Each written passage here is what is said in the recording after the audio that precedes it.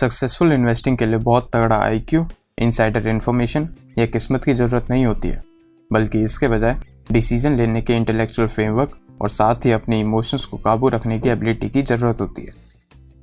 Intelligent investor में Benjamin Graham ने logic के साथ ऐसा फ्रेमवर्क दिया है जो तुम्हारी इमोशंस को कंट्रोल में रखने में भी मदद करेगा।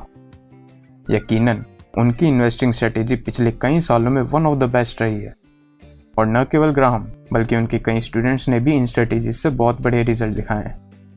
उन्हीं में से एक ब्राइटेस्ट स्टार वॉरेन बफेट है, जो कि अभी दुनिया के 6th रिचेस्ट पर्सन है। वॉरेन बफेट ने इस बुक को by far the best book on investing ever written भी कहा है।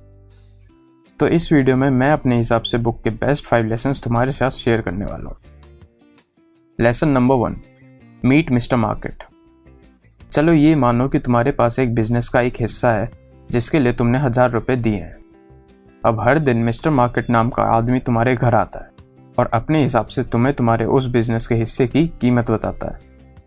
इसके अलावा उस ओपिनियन के बेस पर वो तुम्हारे सामने तुमसे शेयर को खरीदने या तुम्हें और शेयर बेचने का तुम्हारे सामने प्रस्ताव रखता है। हिस्ट्री ये साफ दिखाती है कि तुम्हारे शेयर की कीमत पर मिस्टर मार्केट का ओपिनियन बिल्कुल नॉनसेंस हो सकता है।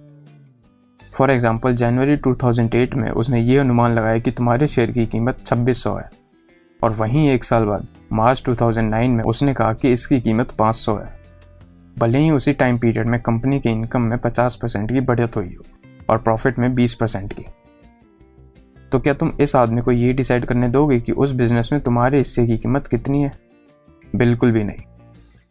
ग्राहम के मूल सिद्धांतों में से एक ये है कि एक स्टॉक केवल एक प्राइस टैग के साथ टिकर सिंबल नहीं है, बल्कि ये एक बिजनेस में ओनरशिप इंटरेस्ट है। और क्योंकि मिस्टर मार्केट हमेशा लॉजिकल नहीं होता है, बिजनेस की असल वैल्यू उस प्राइस से अलग हो सकती है जो मिस्टर मार्केट तुमको ऑफर कर रहा हो। वास्तव में यह अक्सर असल कीमत से ज़्यादा या कम ही होती है, क्योंकि मिस्टर मार्केट आसानी से ऑप्टिमिस्टिक या कभी इसका उल्टा बहुत पेसिमिस्टिक हो जाता है। ग्राहम तुमको तभी इन्वेस्ट करने की सलाह देते हैं जब तुम मिस्टर मार्केट द्वारा पेश किए गए उतार चढ़ाव वाली कीमतों को देखे बिना भविष्य तक स्टॉक को रखने में कंफर्टेबल हो। लेकिन जो इन्वेस्टर अपने दिमाग को ठंडा रख सकता है, उसके लिए मिस्टर मार्केट पैसे बनाने के बड़े मौके लेके आता है, क्योंकि वो तुमको उसके साथ सौदा करने के लिए मजबूर नहीं करता है, वो केवल तुमको ऐसा करने की अपॉर्चुनिटी देता है। जब वो खामखा का हाई प्राइस पेश करे तो तुमको उसे बेचने में खुशी होनी चाहिए, और इसी तरह जब वो तुमको सस्ते में शेयर बेचने को तैयार हो तो तुम्हें उसे खरीदने में खुशी होनी चाहिए। हमें इस बात को भी सोचना चाहिए कि जिस समय ग्राहम ने यह बुक लिखी थी, उस समय लोगों पर news, forecast, stock quotes etcetera की आज की तुलना में बहुत कम बमबारी थी। 1970s में मिस्टर मार्केट शायद दिन में एक बार सुबह न्यूज़पेपर के साथ आता था, और आज जब भी हम फ़ोन खोलते हैं वो हर बार हमारे साथ बिजनेस करना चाहता है, जो कि अगर तुम मेरे जैसे हो तो हर दिन में 100 से ज़्यादा बार होता है। सिर्फ इसीलिए कि मिस्टर मार्केट तुमसे ज़्यादा बार मिलने आता है, इसका मतलब ये नहीं है कि तुमको 1970s के लोगों की तुलना में ज़्यादा बार उसके साथ बिजनेस करना चाहिए। अगर वो तुमको ऐसा प्रस्ताव नहीं देता है जो तुम्हारे स्टैंडर्ड्स को पूरा करता हो, तो उसे इग्नोर करें और अपने दिन को आगे बढ़ाएं। Lesson number 2, how to invest as a defensive investor. Graham के हिसाब से 2 तरह के इन्वेस्टर होते हैं, डिफेंसिव या पैसिव इन्वेस्टर और एंटरप्राइजिंग या एक्टिव इन्वेस्टर। ज़्यादातर लोग डिफेंसिव स्ट्रेटेजी के लिए ज़्यादा सूट करते हैं, क्योंकि उनके पास इन्वेस्टिंग में देने के लिए समय काफ़ी कम होता है। डिफेंसिव इन्वेस्टर इन्वेस्टिंग के लिए कम रिस्क वाला लॉन्ग टर्म अप्रोच रखता है, और ग्राहम इस इन्वेस्टर को सलाह देते हैं कि मार्केट कंडीशंस के आधार पर अपनी सेविंग्स का 50% बॉन्ड्स में डालें और बचे हुए 50% को इंडिविजुअल स्टॉक्स में। वैसे ये पूरा तुम पर डिपेंड करता है कि तुम स्टॉक्स और बॉन्ड में कितना कितना इन्वेस्ट करोगे। अपनी लाइफ सिचुएशन और स्टॉक्स और बॉन्ड्स के एवरेज यील्ड के हिसाब से डिसाइड करो कि किस में कितना इन्वेस्ट करना चाहिए। इस डिवीज़न को साल में 1 या 2 बार फिर से बराबर करो। अब जैसे कि अगर तुम्हारे पोर्टफोलियो में स्टॉक की इन्वेस्टमेंट बढ़कर 55% हो गई और बॉन्ड्स 45%, तो जब तक कि दोनों 50-50 वापस बराबर ना हो जाए, तब तक स्टॉक्स को बेचो और बॉन्ड्स को खरीदो।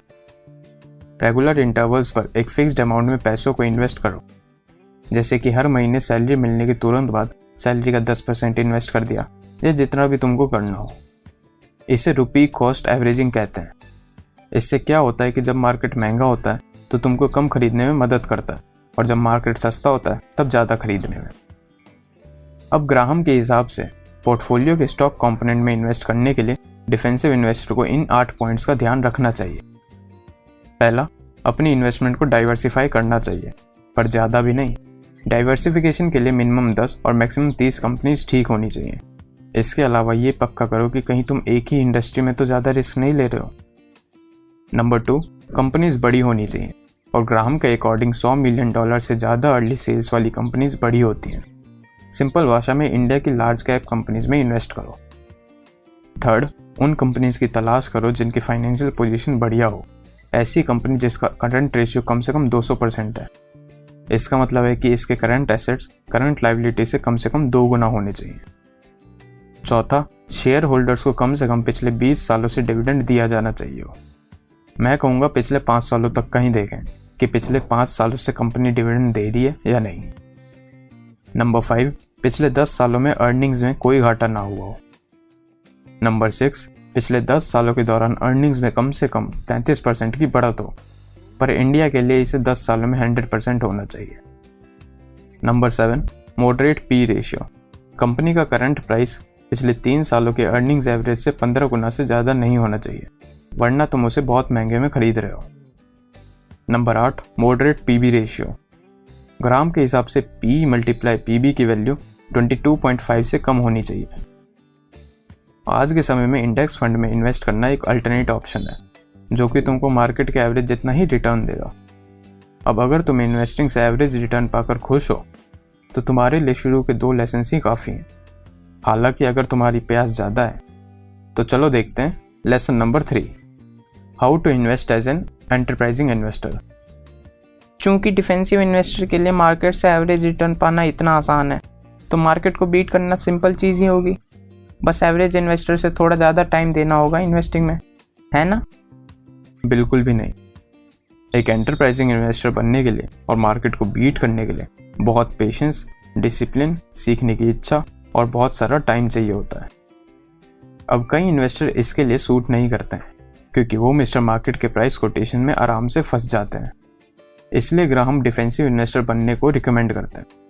अब अगर इंसान को एंटरप्राइजिंग इन्वेस्टर बनना ही है तो वो 4 तरीक़ों से ही कर सकता है। First, go against the market, मतलब उस टाइम खरीदना जब सब बेच रहे हो, मार्केट डाउन हो, जबकि उस टाइम बेचना जब सब खरीद रहे हो, मार्केट अच्छा हो। और ये मिनिमम 25% से मैक्सिमम 75% पैसे लगा के, बजाय 50-50% के जो डिफेंसिव इन्वेस्टर करते हैं। Second, buying growth stocks. एक ग्रोथ स्टॉक खरीदने के लिए इन्वेस्टर को ऐसी कंपनी खरीदनी होगी जो बड़ी होगी पर पॉपुलर नहीं होगी। फिर third, by buying bargain stocks.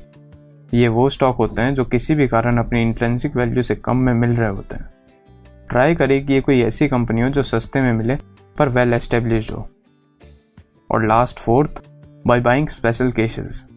Special cases में आते हैं उन छोटी कंपनीज के स्टॉक्स जिसे कोई बड़ी कंपनी एक्वायर करने वाली हो। और हाँ, कंपनी को एनालाइज करने में एक एंटरप्राइजिंग इन्वेस्टर को एनुअल फाइनेंशियल रिपोर्ट्स भी पढ़नी चाहिए। ग्राहम ने इसके ऊपर पूरी एक बुक लिखी है, the interpretation of financial statements, तो हम किसी और दिन उस पर भी बात करेंगे। Lesson number 4, insist on a margin of safety. अच्छा चलो, एक सिनेरियो मानो एक इंजीनियर को 30 लोगों के आने जाने के लिए एक शिप बनाना है, तो क्या वो सिर्फ 30 लोगों के वजन के हिसाब से शिप बनाएगा? नहीं, वो एक मार्जिन ऑफ सेफ्टी लेकर चलेगा और 40 करीब लोगों के हिसाब से शिप बनाएगा, ये सोचकर कि कभी कुछ 3-4 लोग ज़्यादा हो भी गए तब भी ये शिप ना डूबे। बस यही चीज़ स्टॉक मार्केट में भी काम आती है। देखो, एक ऐसा रिस्क है जो कोई भी केयरफुल एनालिसिस भी नहीं हटा सकता, वो है the risk of being wrong, गलत होने का रिस्क। हालांकि तुम ये रिस्क कम कर सकते हो। ऐसा करने के लिए तुम्हें ये पक्का करना होगा कि तुम जो इन्वेस्टमेंट करो उसमें मार्जिन ऑफ सेफ्टी ज़रूर हो। जैसा कि पहले ही बता रखा है, कंपनी का प्राइस और वैल्यू हमेशा बराबर नहीं होती है, तो हमें स्टॉक तभी खरीदना चाहिए जब उसका प्राइस उसके कैलकुलेटेड वैल्यू से 2/3 या उससे कम हो। तो जैसे अगर किसी कंपनी की इंट्रिंसिक वैल्यू 300 है तो उसे हमें 200 या उससे कम पर ही खरीदना चाहिए। अब बुक में एक फॉर्मूला है जो कंपनी के वैल्यू के बारे में कुछ जानकारी दे सकता है। Value equal to current earnings into 8.5 plus 2 into expected annual growth rate. Growth rate अगले 7 से 10 सालों के लिए अर्निंग्स या एक्सपेक्टेड अर्ली ग्रोथ रेट के बराबर होनी चाहिए। और हाँ, अगर वो स्टॉक अपनी कैलकुलेटेड वैल्यू से नीचे आ ही नहीं रहा है तो उसे खरीदो ही मत। जब खरीदो मार्जिन ऑफ सेफ्टी के साथ ही खरीदो। Lesson number 5, investor and inflation. Inflation कौन देखता है भाई? अगर नहीं देखते हो तो देखना चालू कर दो। ग्राहम ने इस चैप्टर को किसी वजह से ऐड किया है। ये टॉपिक इन्फ्लेशन हम इंडिया में रहने वालों के लिए तो और भी ज़्यादा इम्पॉर्टेंट है। देखो, यूएसए में इन्फ्लेशन काफ़ी कम है, लेकिन इंडिया में इन्फ्लेशन 7 से 8% पर ईयर का होता है। इससे साफ पता चल रहा है कि जो इंडियंस इन्वेस्ट नहीं करते हैं वो बहुत तेज़ी से पैसे खो रहे हैं, और जो एफडी वगैरह में इन्वेस्ट करते हैं जिसमें 7 से 8% का ही रिटर्न मिलता है, उनको तो असल में इन्वेस्टमेंट पर कोई रिटर्न मिल ही नहीं रहा है, क्योंकि उनके पैसे की परचेजिंग पावर तो चेंज हो ही नहीं रही है, उतनी ही है। और लोगों को इसकी चिंता इसलिए नहीं है क्योंकि उनको ये दिख नहीं रहा है, जो 100 रुपये आज उनके गुल्लक में थे वही 10 साल बाद भी 100 रुपये ही दिखता है, पर असल में उसकी कीमत 7% महंगाई के हिसाब से 10 सालों में आधी हो जाएगी। और अगर तुमको असल में देखना है कि तुम्हारे इन्वेस्टमेंट पर तुमको कितना रिटर्न मिल रहा है, तो तुमको इन्फ्लेशन एडजस्टेड रिटर्न्स को देखना चाहिए। तो अगर तुम महंगाई को काउंट करते हो फिर तुमको फिक्स डिपॉजिट पर कुछ भी नहीं मिल रहा है। चलो अब जल्दी से 5 लेसन्स का रिकैप कर लेते हैं। फर्स्टली, मार्केट समय समय पर ओवर ऑप्टिमिस्टिक और पेसिमिस्टिक होते रहता है। उसके इन्फ्लुएंस में मत सोचो कि तुम्हारे एसेट्स की असल वैल्यू क्या है। इसके बजाय इसे बिजनेस अपॉर्चुनिटी की तरह देखो, जहाँ तुमको ऐसे इंसान के साथ डील करने का मौका मिल रहा है जिसे यही नहीं पता कि वह क्या कर रहा है। सेकंड, डिफेंसिव इन्वेस्टर को स्टॉक्स और बॉन्ड्स के साथ डाइवर्सिफाइड पोर्टफोलियो बनाना चाहिए, जहाँ स्टॉक कैटेगरी कम रिस्की होनी चाहिए। थर्ड, एंटरप्राइज इन्वेस्टर को उन स्टॉक्स को एम बनाना चाहिए जो अपनी वैल्यू से कम प्राइस पर हो।